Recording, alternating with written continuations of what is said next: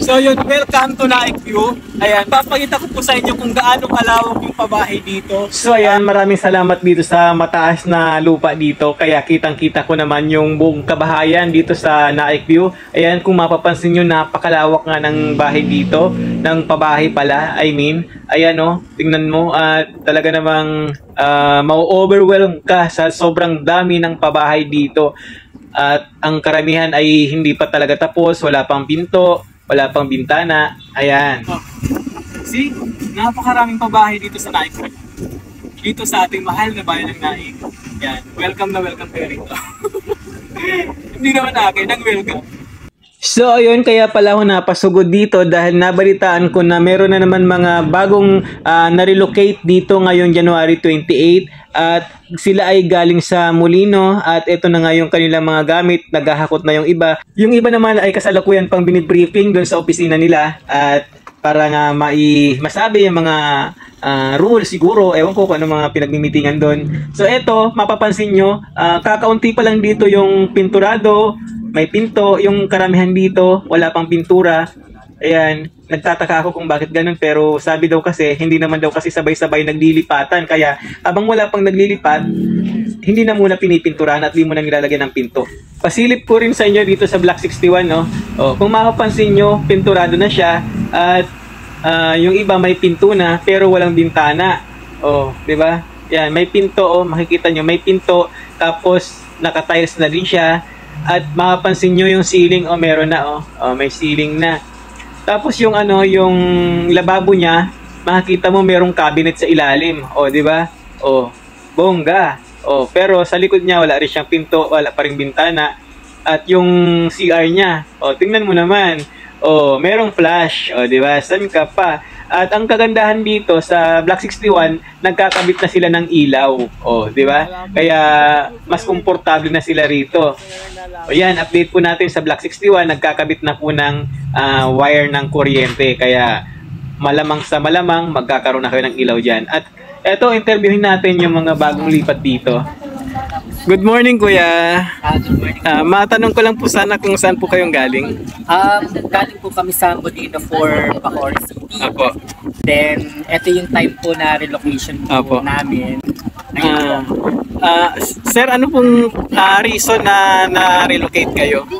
Reason po kumbaga, inano po ni Bilyar, yung lupa, kumbaga rights po kasi yung tinitirikan naming bahay. Then, nung kinuha niya, may kapalit po na relocation. Okay. Dito po sa Naik, Cavite.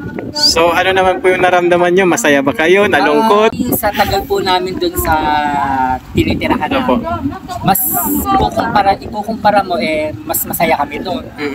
Pero dahil kailangan, lumikas na lang din kami, nag-decide na lang din po kami na magpa-relocate. So may ano naman po yung benefits, sir, na binigay? May benefits naman po, na bigyan naman po kami ng financial assistance. Tapos ito nga po yung unit na ibibigay sa'yo. Pwedeng malaman, sir, kung magkano yung yung assistance na binigay? Ang 20K.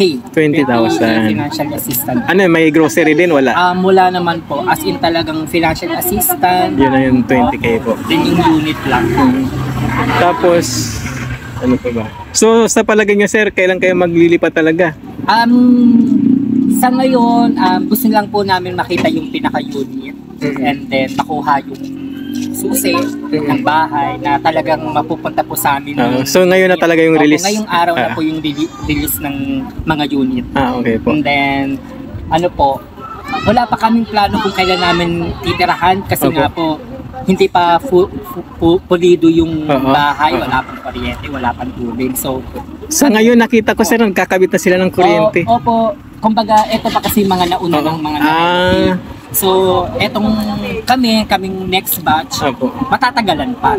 Pero siguro months lang naman po. Okay. Ganun lang po. Okay, so congrats, sir. Sir, pwede malaman ang pangalan niyo po? Ako nga po pala si Marvin Elio. Marvin Elio. Ayan, sige po. Salamat po. At binabati ko po kayo dahil ang daming nangangailangan ng bahay, maraming naghahanap, pero isa kayo sa mapalad na nabigyan. Hirap po na wala ka rin talagang tirahan. So, sir, sana po ay ingatan niyo yung bahay at sana po ay magtagal kayo rito. at makabuo ng sariling pamilya. Nga po. Sige sir, sige po, sige. Po yan, makapag-negosyo Okay, din sige. po. Thank you, thank you. Salamat din po. Thank you, ma'am. Sige po.